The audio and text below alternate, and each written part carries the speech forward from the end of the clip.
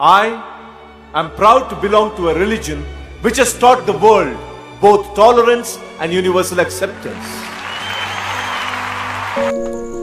আজ থেকে প্রায় 129 বছর আগে এই দিনেই আমেরিকার শিকাগো শহরে বিশ্ব ধর্ম সম্মেলনে স্বামী বিবেকানন্দের শিকাগো বক্তৃতা সাড়া ফেলে দিয়েছিল। 1893 সালে আজকের দিনে সেই বিশ্ব ধর্ম সম্মেলনে ভারতের একমাত্র প্রতিনিধি ছিলেন শ্রীরামকৃষ্ণের পরমপ্রিয় শিষ্য স্বামী বিবেকানন্দ। তিনি সনাতন হিন্দু ধর্মের কথা তুলে ধরতে গিয়ে ধর্মীয় সহিষ্ণুতা ও গুরুষ্ণুতার নতুন বার্তা তুলে ধরেছিলেন। সেদিন একজন বাঙালি সন্ন্যাসীর কথা সকলেই সাদরে গ্রহণ করেছিলেন। সমগ্র আমেরিকায় তাকে ঘিরে সৃষ্টি হয়েছিল এক নতুন উন্মাদনা। অথচ আজ আমরা বিবেকানন্দের সেই বার্তাকে ভুলে গিয়ে ধর্মীয় হানাহানিতে জড়িয়ে পড়ছি প্রায়। সেদিন তার সেই বাণী প্রচারের জন্য ছিল না কোনো ফেসবুক, ছিল না কোনো টুইটার, ছিল না কোনো হোয়াটসঅ্যাপ, ইনস্টাগ্রামের মতন কোনো মাধ্যম।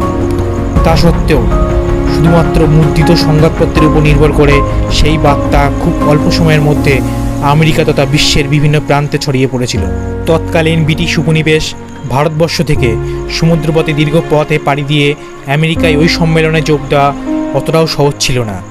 উত্তর পূর্বে রাজস্থানের ক্ষেত্রীর রাজা অজিত সিং বিবেকানন্দকে শিকাগো যাওয়ার জন্য ওরিয়েন্ট জাহাজের ফার্স্ট ক্লাসের টিকিট কিনে দেন, কিন্তু সেখানে গিয়েও তাকে সহ্য করতে হয়েছে দারুণ দুঃখ কষ্ট।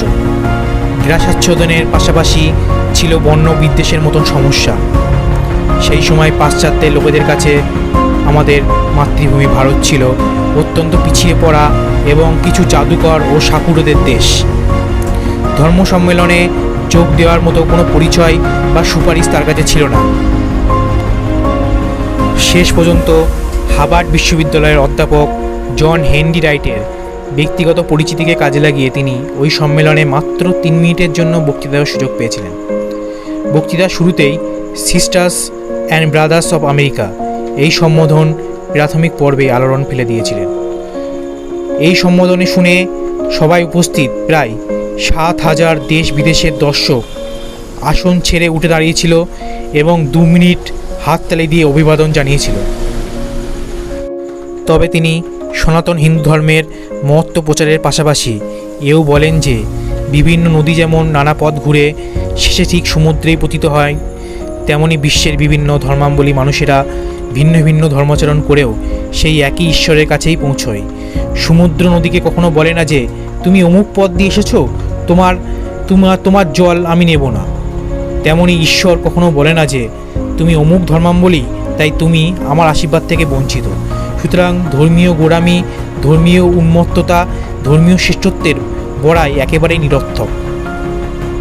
যাই হোক, বিবেকানন্দের সেই বিশ্বজোড়া সাফল্যের কথা শোনার জন্য সেই দিন শ্রীরামকৃষ্ণ বেঁচে ছিলেন না। তবু তিনি বিদেশ থেকে ফিরে তার গুরুর আদর্শে 1898 সালে বেলুড়ে রামকৃষ্ণ মঠ ও মিশন প্রতিষ্ঠা করেছিলেন। তবে স্বাধীন ভারতের অসহিষ্ণু নাগরিক সমাজ কেন তাকে পাথেয় করে মুক্তির পথ খুঁজে পাবে না?